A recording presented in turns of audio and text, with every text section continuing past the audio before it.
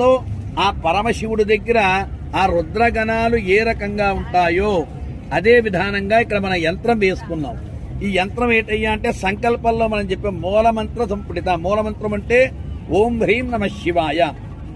సత్యోజాత విధానేన, ఆయనకి సత్యోజాత విధాన పూజ అంటే మీరు ఎన్ని తెచ్చినప్పటికీ కూడా సత్యోజాత విధానంగా పూజ చేస్తే పరమేశ్వరుడికి అత్యంత ఇష్టమైనటువంటి పూజ ఏంటంటే సత్యోజాత విధానంగా పూజ చేయడం. కాబట్టి సత్యోజాత విధానేన మూలమంత్రం పెడిత షోడశావరణ పూజ కరిష్కే అని మనం సంకల్పం చేసాం. అందులో మొట్టమొదటిగా ఇందాక విఘ్నేశ్వర పూజ పసుపుతో చేసాం. ఇక్కడ మృత్తికతో విఘ్నేశ్వర పూజ ప్రారంభం చేస్తాం. మృత్తికతో విఘ్నేశ్వర పూజ ప్రారంభించిన తర్వాత అక్కడి నుంచి ప్రారంభమవుతున్న సహస్రలింగార్చన. తర్వాత పీఠ పూజ. ఇప్పుడైతే ఏదైతే పీఠాన్ని మనం ఇక్కడ స్థాపించామో దానికి అధిష్టాన దేవతలు ఉంటారు. ఎవరయ్యా అంటే ఇంద్రాయ నమః, రుద్రాయ